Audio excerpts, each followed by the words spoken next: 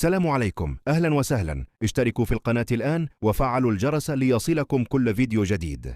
أول تعليق لدياز بعد إضاعة ركلة جزاء نهائي الكان. خرج الدولي المغربي إبراهيم دياز عن صمته موجها رسالة مؤثرة إلى الجماهير المغربية عقب الخسارة التي عرفها المنتخب الوطني يوم أمس في نهائي الكان 2025. عبر فيها عن ألمه الكبير وتحمله الكامل للمسؤولية، مؤكدا عزمه على النهوض ومواصلة المشوار بقميص الأسود.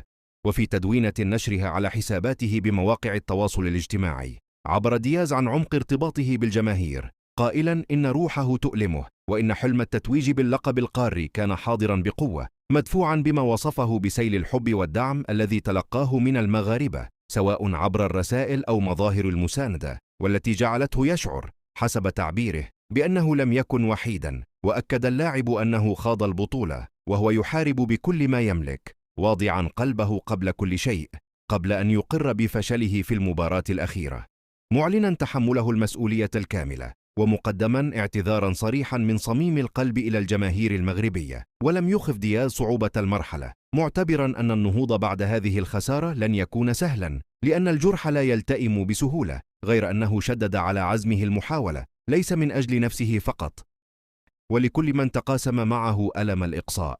وختم اللاعب رسالته بالتأكيد على استمراره في العمل والتقدم، أملا في أن يأتي اليوم الذي يرد فيه هذا الحب، ويكون فيه عند حسن ظن الجماهير، ومصدرا للفخر للشعب المغربي.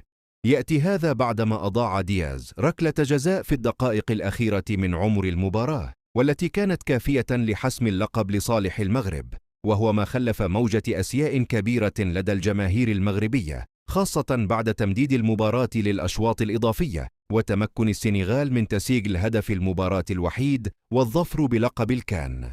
الركراكي يوجه طلبا للجماهير المغربية بعد خسارة نهائي الكان. تجرع المغاربة أمس الأحد مرارة إهدار لقب كأس إفريقيا، بعدما كانت أمام أنظار كل لاعب ومناصر، قبل أن يتبخر الحلم ويصبح النهائي كابوسا، خلف حزنا شديدا عقب إسدال ستار النهائي واحتفال السنغال باللقب. خرج الناخب الوطني وليد الركراكي للحديث عن النكبة في الندوة الصحفية التي تلت المباراة، وفي خضم تبريره واعترافه بتحمله للمسؤولية، توجه بطلب للجماهير المغربية. وجاء في رسالة الركراكي الموجهة إلى الجماهير: كنت بغيت المغاربة يفرحوا، ولكن هذه هي الكرة، اللي بغيت من المغاربة من تقدوش اللعابة، وخاصة دياز وبلانتي طبيعي يزكلوا في الكورة، وأنا ليه كنت أحمل